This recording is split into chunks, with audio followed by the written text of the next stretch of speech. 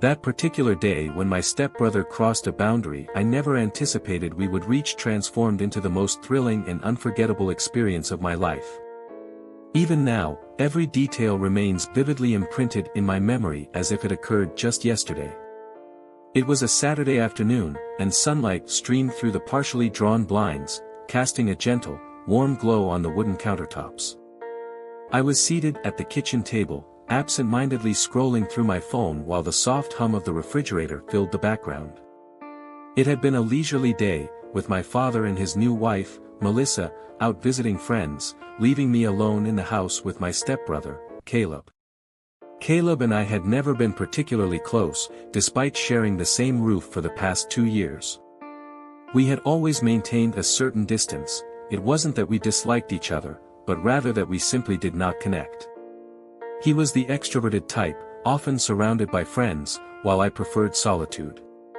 However, recently, there seemed to be a shift in our dynamic. I could not quite identify it, but there was a palpable tension, an unusual energy that lingered whenever we were together. I glanced up from my phone as Caleb entered the kitchen, dressed in a loose-fitting tank top and gray sweatpants, his dark hair still damp from a shower. He exuded a natural confidence that I had always admired, but today, there was an added softness in his expression, a quietness that felt out of character.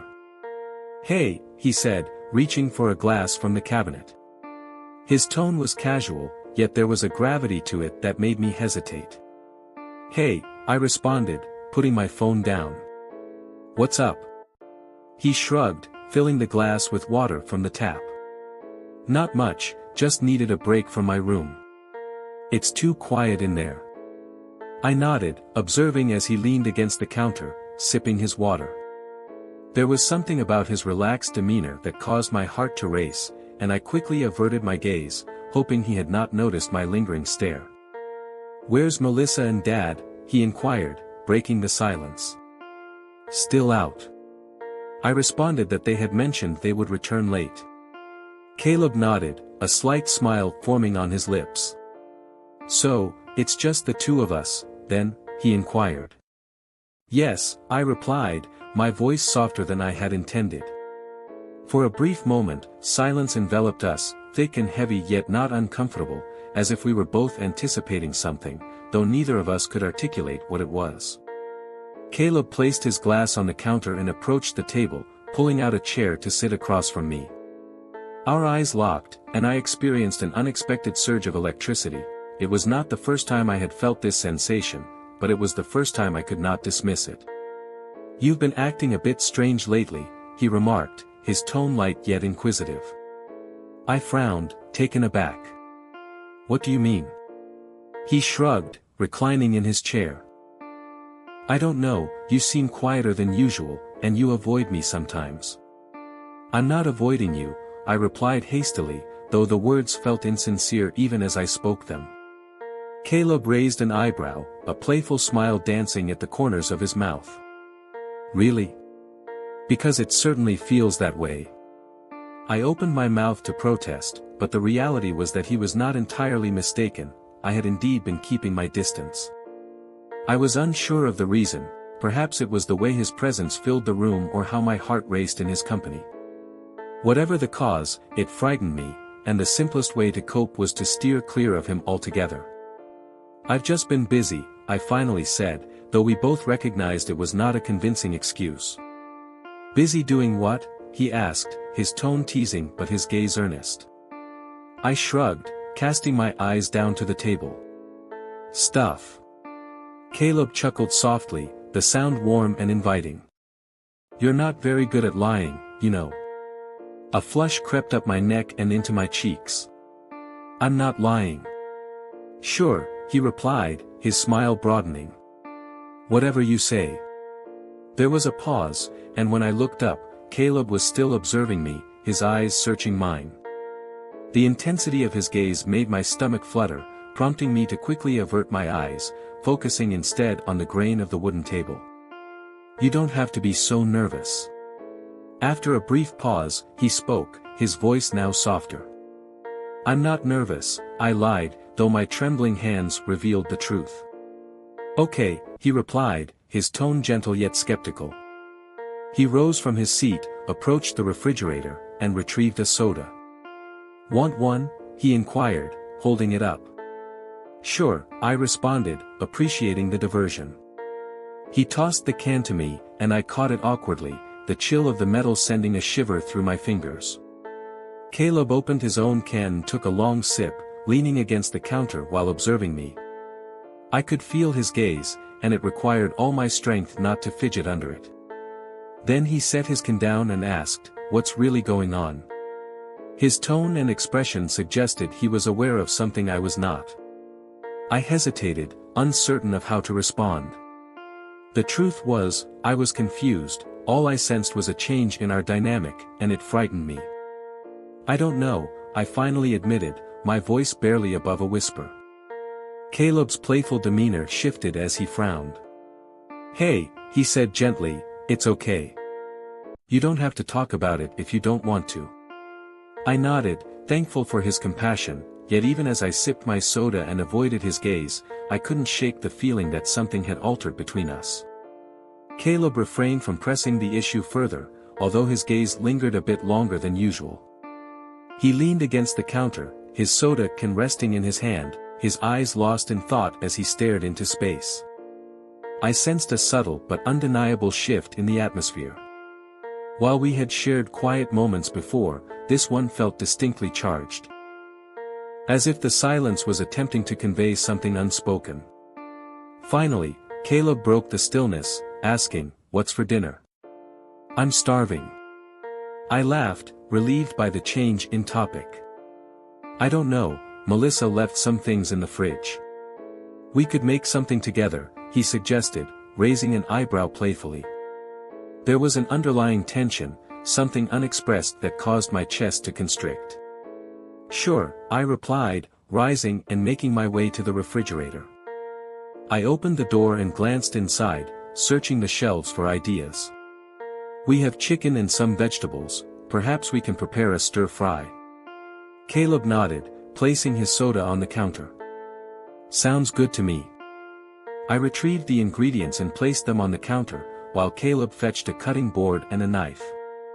We worked in a comfortable silence, the sound of chopping vegetables resonating in the room. It felt surprisingly normal. For the first time in weeks, the tension between us seemed to dissipate, replaced by a quiet camaraderie that I hadn't realized I had missed. After a while, Caleb broke the silence. "Can you hand me that pepper?" he asked, his voice interrupting the rhythm of our task. "Sure," I replied, reaching for the vibrant red bell pepper on the counter. However, as I turned to pass it to him, my foot slipped on a stray piece of carrot that had fallen to the floor. I stumbled, and Caleb's hand instinctively shot out to steady me, his fingers gripping my arm firmly. "Careful," he cautioned, his voice calm and steady. "I'm fine," I responded quickly, though my heart raced for reasons unrelated to my near fall.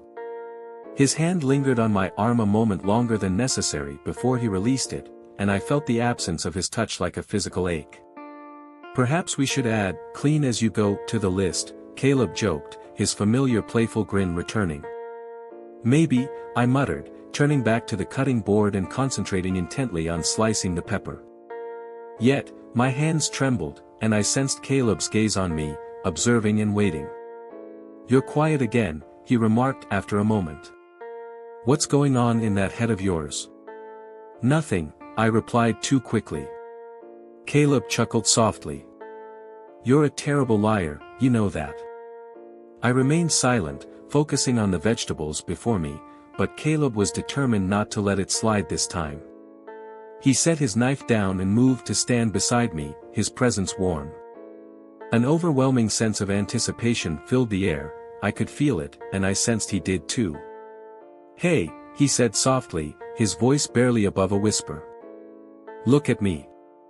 I hesitated, my grip on the knife tightening, but ultimately, I set it down and turned to face him, our eyes locking. There was a depth in his gaze, something serious and probing that caused my breath to hitch. "You don't have to keep everything bottled up," he said, his tone gentle yet firm. "You can talk to me."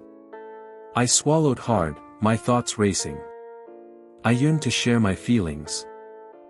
To articulate the confusing whirlwind of emotions that had been building within me for weeks. But how could I? How could I convey something I did not fully comprehend myself?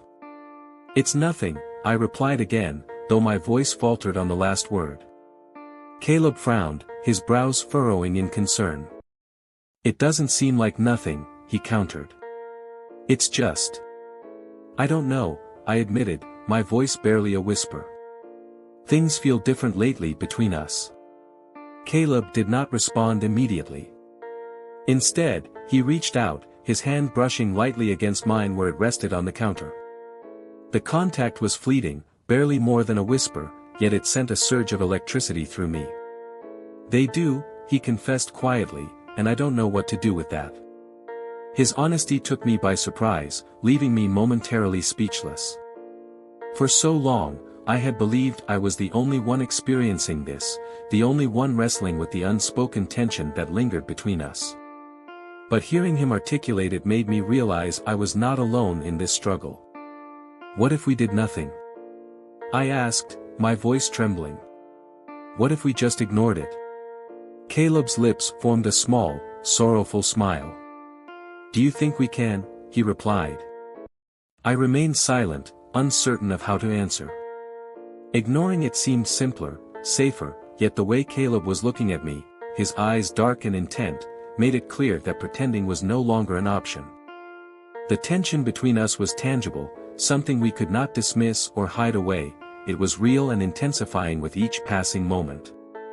I finally spoke, though the word felt insubstantial. Caleb moved closer, his presence causing my heart to race. What if we chose not to ignore it? His question lingered heavily in the air between us, charged with unspoken tension.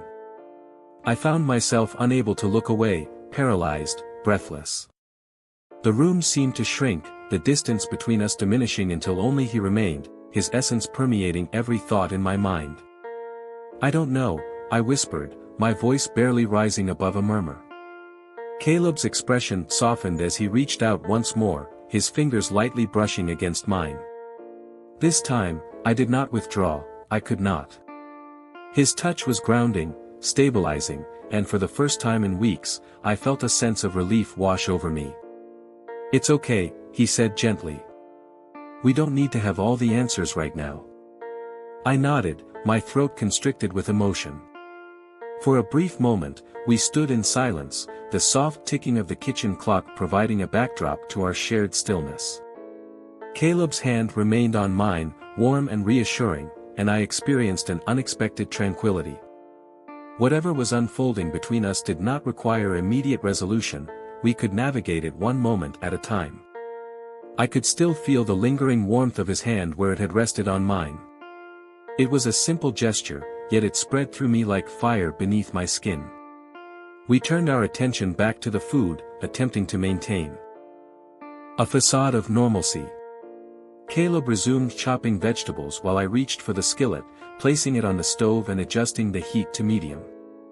The rhythmic sound of the knife against the cutting board filled the room, oddly comforting, yet the silence between us felt anything but. Each movement, each glance, carried a weight that had not existed before, and I sensed a shift in the air. You're staring, Caleb remarked suddenly, without lifting his gaze from the cutting board. I flinched, warmth flooding my cheeks. I'm not, I replied quickly, though my tone lacked conviction. He smirked, glancing up at me. You are. I found myself at a loss for words, he was correct, I had indeed been watching him. I was captivated by the fluidity of his hands as they moved with practiced skill, the sharp sound of the blade striking the cutting board was oddly mesmerizing, leaving me in a state of unease. Well, you're in my way, I remarked, reaching around him to retrieve the olive oil. The excuse felt inadequate, yet it was the best I could muster. Caleb remained unmoved, standing resolutely in my path, his teasing grin directed at me as he looked down. Am I? He asked. My response was firmer this time, yes. I stepped closer, determined to slip past him, but the proximity was more intimate than I anticipated. I halted, suddenly acutely aware of how close we were, the countertop pressing against my side, with Caleb almost brushing against me. I could feel the warmth radiating from his body, the subtle scent of soap and cologne enveloping me, and my heart raced so loudly that I feared he could hear it. He did not shift, his gaze locked onto mine, and for a fleeting moment, the playful grin vanished. His eyes searched mine, and the atmosphere between us thickened.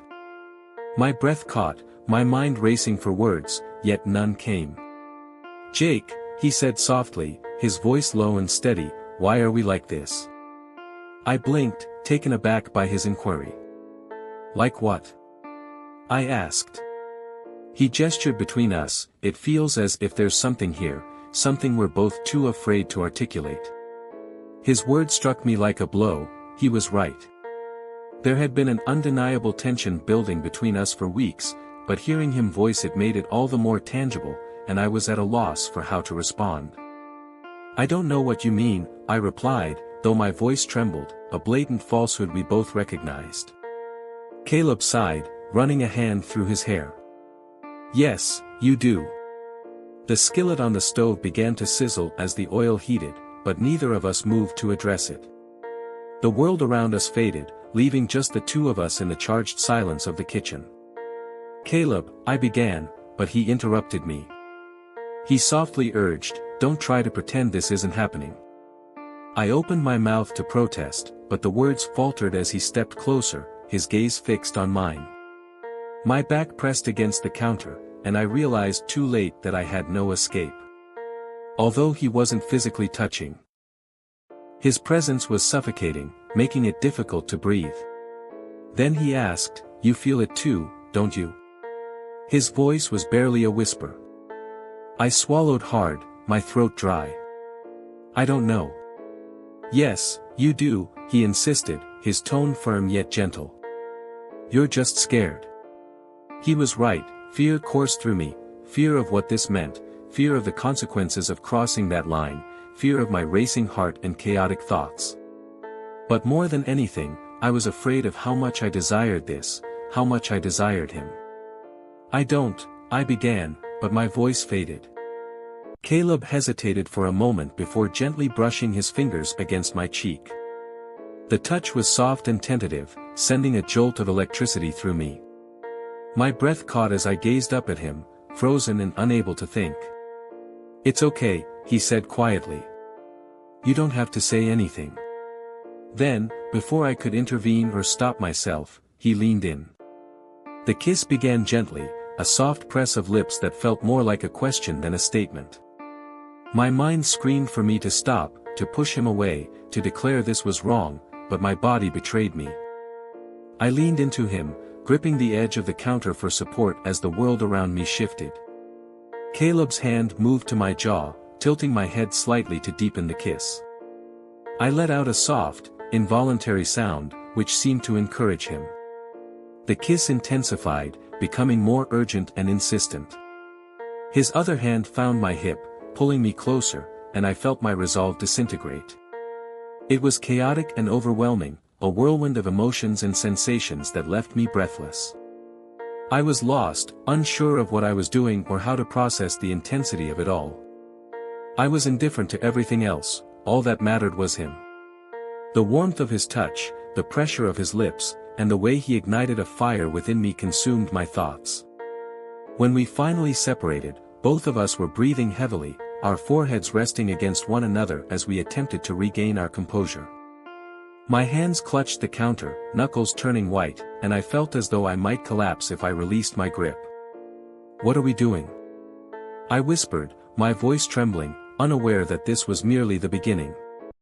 Caleb smiled, his thumb gently caressing my cheek. "I don't know," he confessed, "but it feels right."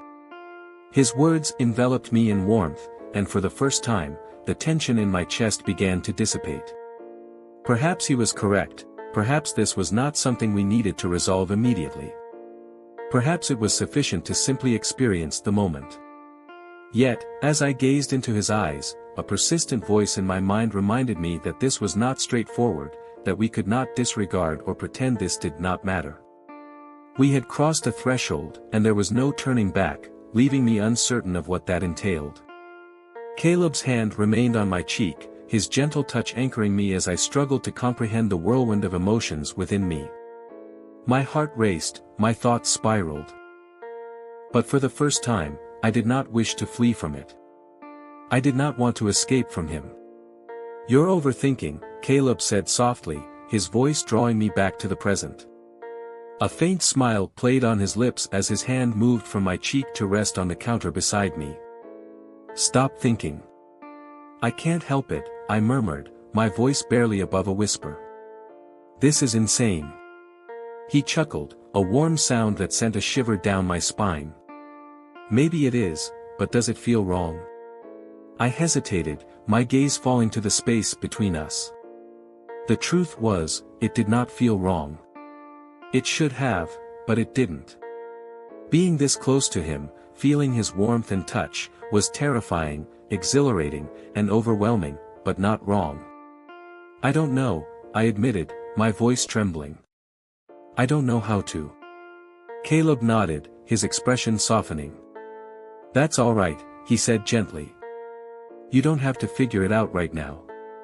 His words acted as a balm to the anxiety that was clawing at my chest, and I found myself leaning into his touch as his hand moved to my waist. It was a small gesture, subtle yet grounding, making me feel as though I wasn't completely losing control. "We should stop," I said, though the words felt empty even as I uttered them. Caleb tilted his head, his eyes searching mine. "Do you want me to stop?" I opened my mouth to say yes, to assert that this was wrong and that we couldn't continue down this path, but the words failed to materialize. Instead, I shook my head, my breath hitching as his hand tightened slightly on my waist. "That's what I thought," he murmured, his voice low and almost teasing. The moment hung between us, fragile and electric, as if the entire world had narrowed down to this one room and this one decision. My mind screamed at me to walk away, to create distance before it was too late, but my body refused to comply.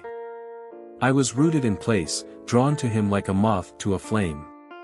He leaned in again, his lips brushing against mine in a kiss that was softer this time, slower, as if he were giving me a chance to pull away. I didn't. Instead, I kissed him back, my hands moving to his shoulders as I surrendered to the magnetic pull between us. The kiss deepened, and I felt his hands slide to my lower back, pulling me closer until there was no space left between us. My head was spinning, my thoughts a chaotic jumble, but I didn't care, all that mattered was him and the way he made me feel. When we finally broke apart, both of us were breathing heavily, our foreheads pressed together as we clung to each other like lifelines. I could feel the rapid beat of his heart against my chest, mirroring my own, grounding me in a way I hadn't anticipated. "This is crazy," I whispered, my voice barely audible. Caleb laughed softly, the sound vibrating against me. "Yeah," he agreed, "but I don't care." I looked up at him, searching. Caleb nodded, his expression softening.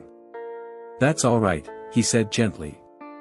"You don't have to figure it out right now." His words acted as a balm to the anxiety that was clawing at my chest, and I found myself leaning into his touch as his hand moved to my waist.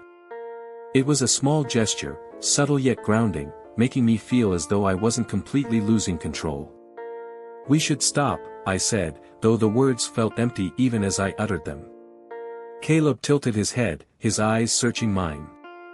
"Do you want me to stop?" I opened my mouth to say yes, to assert that this was wrong and that we couldn't continue down this path, but the words failed to materialize. Instead, I shook my head, my breath hitching as his hand tightened slightly on my waist. "That's what I thought," he murmured, his voice low and almost teasing. The moment hung between us, fragile and electric, as if the entire world had narrowed down to this one room and this one decision. My mind screamed at me to walk away, to create distance before it was too late, but my body refused to comply. I was rooted in place, drawn to him like a moth to a flame. He leaned in again, his lips brushing against mine in a kiss that was softer this time, slower, as if he were giving me a chance to pull away. I didn't. Instead, I kissed him back, my hands moving to his shoulders as I surrendered to the magnetic pull between us. The kiss deepened, and I felt his hands slide to my lower back, pulling me closer until there was no space left between us. My head was spinning, my thoughts a chaotic jumble, but I didn't care, all that mattered was him and the way he made me feel. When we finally broke apart, both of us were breathing heavily, our foreheads pressed together as we clung to each other like lifelines. I could feel the rapid beat of his heart against my chest, mirroring my own, grounding me in a way I hadn't anticipated. "This is crazy," I whispered, my voice barely audible. Caleb laughed softly, the sound vibrating against me. "Yeah," he agreed, "but I don't care." I looked up at him, searching. Our gazes would occasionally meet, igniting an undeniable and electric connection between us. Once the meal was prepared, we sat together at the table, sharing a comfortable silence that felt heavy with the weight of our unspoken past. Yet, for once, I found no need to disrupt the quiet with conversation. Caleb's mere presence was sufficient. After we finished our meal, Caleb reclined in his chair, his eyes fixed on me. "Are you all right?" he inquired, his tone gentle and sincere. I nodded, offering him a faint smile. "Yes, I believe so." His eyes searched mine, and for a fleeting moment, I anticipated he might say more. Instead, he returned a knowing smile that stirred something deep within me before he stood to clear the table. Without needing to articulate it, I understood his intentions. He moved closer, and the experience was exhilarating. He was undeniably attractive, and I had fantasized about this moment several times, questioning whether I was caught in a dream. He was exceptional in his actions. And as we progressed further, a brief silence enveloped us afterward. "This changes everything," I murmured, my voice barely audible. Caleb nodded, his demeanor serious yet devoid of regret. "It does," he affirmed, "but perhaps that isn't such a negative outcome." His simple words bore a significant weight, addressing not only our relationship but also the broader implications for our family and the fragile equilibrium we had long maintained. Everything felt altered now, and retreating to the past was not an option. However, as I observed him moving about the kitchen, I realized that perhaps I did not wish to return to what was. A peculiar sense of tranquility washed over me, while circumstances were far from perfect, messy, complicated, and daunting. I sensed that we might actually be all right. The following morning, sunlight poured through the windows, enveloping the kitchen in a warm, golden hue.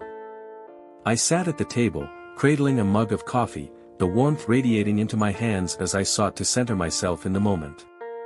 The events of the previous night continued to occupy my thoughts, a tumult of emotions and sensations that felt both surreal and undeniably tangible.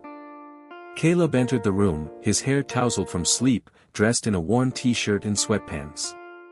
He appeared just as disheveled as I felt, yet when our eyes met, a slow smile emerged on his face. It was a simple gesture, but it sent a wave of warmth through me, alleviating some of the tension in my chest. "Good morning," he greeted, his voice low and gravelly. "Good morning," I replied, my voice softer than I had intended. He retrieved a mug from the cabinet and poured himself a cup of coffee before taking a seat across from me. For a brief moment, we sat in silence, the atmosphere between us comfortable yet charged. The air felt different now, heavier with the weight of unspoken thoughts, yet lighter in a way I could not fully articulate. It was as if an invisible barrier had been dismantled, and while that was daunting, it also felt liberating. Caleb broke the silence. "How are you feeling?" I hesitated, searching for the appropriate words. "I don't know," I confessed. "It still feels strange." He nodded, his gaze unwavering. "Yeah, I understand that." There was a quality in his tone, an openness, a vulnerability, that made it easier for me to express myself. "But it doesn't feel wrong," I added quietly, my eyes lowering to my coffee mug.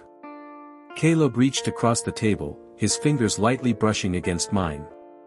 "It's not wrong," he asserted firmly. "It's just us." I looked up at him, my heart racing at the intensity of his gaze. There was no hesitation or doubt in his expression, he meant what he said, and it provided me with an unexpected sense of comfort. Perhaps he was right, this situation was less about right or wrong and more about what felt genuine.